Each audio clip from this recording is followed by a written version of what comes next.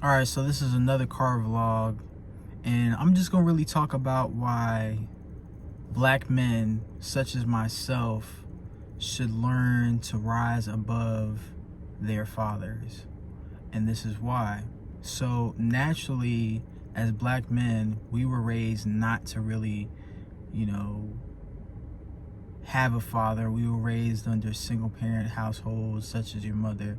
For my instance, I had my father in my life, but he chose to do elsewhere. So as the years went on, he became less active in our lives and more active in his personal business.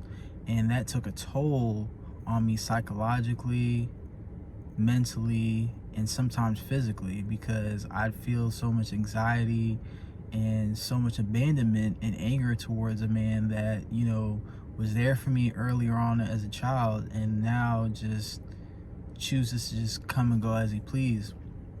I remember watching a video on Jay-Z and Kevin Hart talking about emotional intelligence and needing that as you get older. And sometimes we just have to process our trauma and really sit and figure out, why do I feel this way?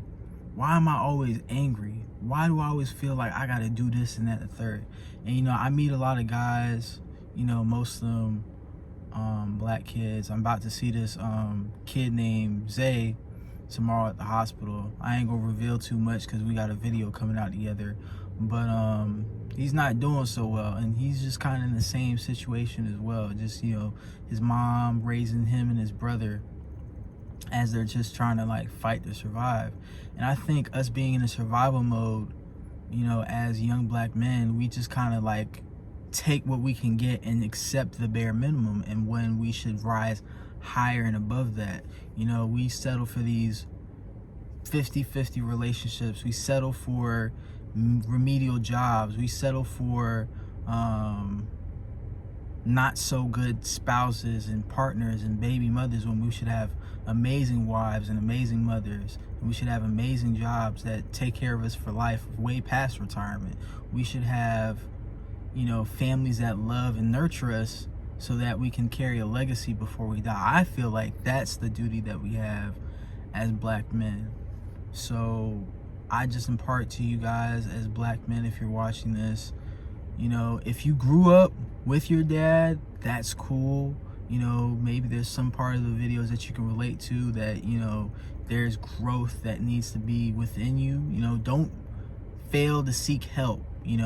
Don't just talk to your girlfriend or your boy on the game while you're playing 2K, because while it seems the norm as of right now, with all technology and how they portray interrelationships in these skits and videos and through social media, that's not the ideal case. That's not good for your mental health.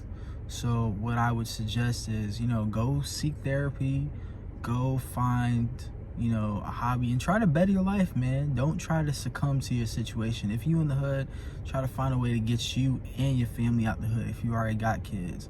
You know what I'm saying? If you living with your mom, figure out how can you better yourself, get yourself out of that situation, and then help your mom afterwards, because she's fighting for you. But once you take yourself out the equation and fight for yourself, you can then equip the knowledge and resources, get better.